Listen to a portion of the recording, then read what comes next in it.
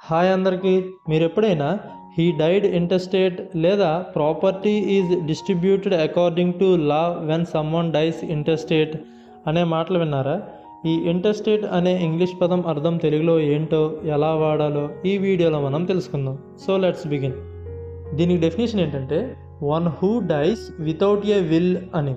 అంటే వీలునామా లేకుండా మరణించిన లేదా ఆస్తి విభజన రాతపూర్వక ఆదేశం లేకుండా చనిపోయిన వ్యక్తి అని. అంటే మరణించే ముందు వీలునామా రాసి లేని స్థితినే ఇంటెస్టేట్ అనే వర్డ్తో మనం చెప్పొచ్చు.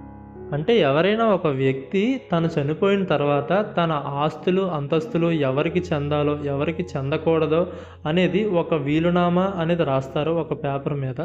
సో ఆ వీలునామా రాయకుండానే చనిపోతే దానినే ఇంటెస్టేట్ అనే వర్డ్తో మనం చెప్పవచ్చు. దీనికి ఎగ్జాంపుల్ చూస్తే, he died intestate so he's property was divided by law. అంటే అతను వీలునామా లేకుండా మరణించాడు కాబట్టి ఆస్తి చట్ట ప్రకారం విభజించబడింది అని అర్థం. వీడియో నచ్చితే లైక్ చేయండి. మరిన్ని వీడియోస్ కోసం ఛానల్ని అయితే సబ్స్క్రైబ్ చేసుకోండి. Thanks for watching.